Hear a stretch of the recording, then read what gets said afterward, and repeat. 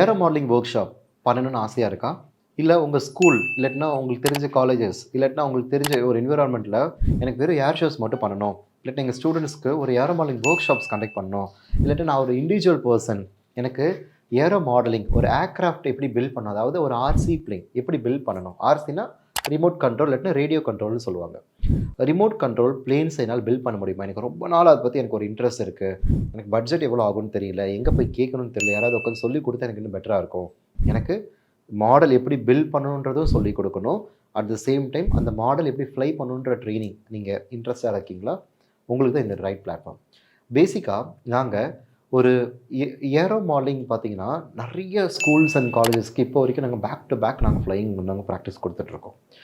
So ஒரு என்விரான்மெண்ட்டுக்கு என்ன எக்ஸ்பெக்டேஷன்ஸ் இருக்குமோ அதுக்கேற்ற மாதிரி different kinds of RC planes, aero modelling, workshops, colleges, ஸ்கூல்ஸ்ன்னு போயிட்டு நம்பர் ஆஃப் ஆடியன்ஸஸ்க்கு நாங்கள் ப்ராக்டிஸ் கொடுத்துட்ருக்கோம். அது மட்டும் இல்லாமல் இது பண்ணுறதுல என்ன பெனிஃபிட்னா ஒரு எக்ஸலண்ட்டான ஒரு ஹாபிங்க. நிறைய பேருக்கு ஹாபி என்னன்னு கேட்டால் வாட்சிங் மூவிஸ்னுவாங்க, லிசனிங் மியூசிக், ஸ்விம்மிங் இந்த மாதிரி தான் இருக்கும். அதை தவிர்த்து சில பேர் பெட்ஸ் அது மாதிரிலாம் போடுவாங்க. ஆனால் இதை தவிர்த்து aero modelling, building and airplanes அப்படின்றத சிவியில் மென்ஷன் பண்ணால் இதை பற்றி உங்கள்கிட்ட கேட்பாங்க. ஜஸ்ட் லைக் தன் எல்லாருனாலையும் பண்ணிட முடியாது. இப்போ எக்ஸாம்பிள் இது வந்து ஒரு ஒன் ஆஃப் த ஃபோன். இந்த ஃபோனை நான் இங்கேருந்து ஒரு குறிப்பிட்ட டிஸ்டன்ஸில் நான் தூக்கி போகிறேன்னா ஒரு 10 அடி போகும். இதே ஃபோனுக்கு நான் ஏரோ டைனமிக்கல் ஃபோர்ஸஸ், அதாவது ஃப்ளைட்டுக்கு ரிலவெண்ட்டான ஒரு ஷேப்பை நான் கொடுக்குறேன் அப்படின்ற பட்சத்தில் அதே ஃபோர்ஸ் யூஸ் பண்ணனா it can reach maximum distance.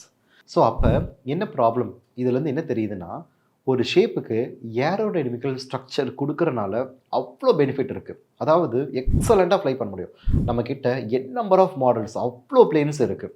Okay, handmade பிளேன்ஸும் இருக்குது, ரெடிமேடும் இருக்குது. உங்களுக்கு எது வேணுமோ அதுக்கேற்ற மாதிரி ட்ரெயினிங் கொடுத்துட்டு அவ்வளோ லோ காஸ்ட்டில் 3000 2000க்கே நீங்கள் பண்ண முடியும். ஆனால் உங்களுக்கு எலக்ட்ரிக்கல் காம்பனன்ட்ஸ்லாம் போட்டால் ஆப்வியஸாக எல்லாமே கொஞ்சம் காஸ்ட் அதிகமாக இருக்கும். இந்த ரிச் ஸ்ட்ரீட்டு, கோயம்பேடு இங்கே இருந்தெல்லாம் உங்களுக்கு காம்பனன்ட்ஸ் கிடைக்காது. இது எல்லாமே இம்போர்ட்டட். அந்த மோட்டர்ஸ் எல்லாமே கொஞ்சம் காஸ்ட்லியாக தான் இருக்கும். ஸோ உங்களோட ரெக்யர்மெண்ட்டுக்கு ஏற்ற மாதிரி ஃபஸ்ட்டு நீங்கள் ஸ்க்ரீனில் இருக்கிற நம்பர் காண்டாக்ட் பண்ணிங்கன்னா உங்களுக்கு என்ன இன்ட்ரெஸ்ட் இருக்கோ, என்ன மாதிரி ப்ரொசீட் பண்ண நினைக்கிறீங்களோ அதுக்கேற்ற மாதிரி பெஸ்ட்டாக பண்ணிக்கலாம். இல்லாட்டா ஒரு ஈவெண்ட்டில் உங்களுக்கு ஏர் ஷோஸ் பண்ணணும், ஒரு ட்ரோன் கேமராஸில் எனக்கு ஒரு ஃப்ளையிங் மாதிரி பண்ணணுன்னாலும் தாராளமாக காண்டாக்ட் பண்ணுங்கள். பெஸ்ட்டு ரேட்டில் எக்ஸலண்ட் நாங்கள் ஆஃபர் பண்ணி கொடுப்போம். தேங்க்யூ.